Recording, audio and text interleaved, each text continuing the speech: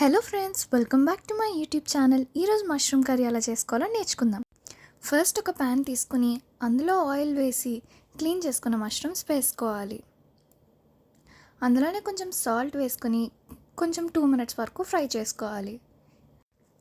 Fry చేసిన మష్రూమ్స్ని సపరేట్గా వేరే బౌల్లో తీసి ఉంచుకోవాలి. ఇప్పుడు సేమ్ ప్యాన్లో 2 tablespoon ఆయిల్ వేసుకొని ఒక బిర్యానీ ఆకు, చిన్న దాల్చిన చెక్క, 3 యాలకులు, 4 లవంగాలు, 1/2 స్పూన్ జీలకర్ర వేసి ఫ్రై చేసుకోవాలి. ఒక 3 ఆనియన్స్ బాగా చిన్నగా కట్ చేసి వేసుకోవాలి.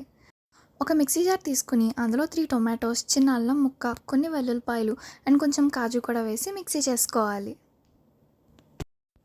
మన ఉల్లిపాయలు బాగా వేగిపోయాక మన టొమాటో పేస్ట్ని వేసుకుని అందులోనే 2 పచ్చిమిరపకాయలు వేసుకోవాలి.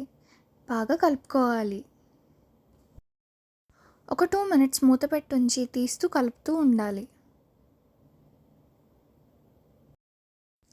ఆయిల్ పైకి వచ్చాక అందులో మనం 1/2 టీ స్పూన్ పసుపు, ధనియాల పొడి, 2 స్పూన్ల కారం, టేస్ట్కి సరిపోయే ఉప్పు వేసుకొని బాగా కలుపుకోవాలి.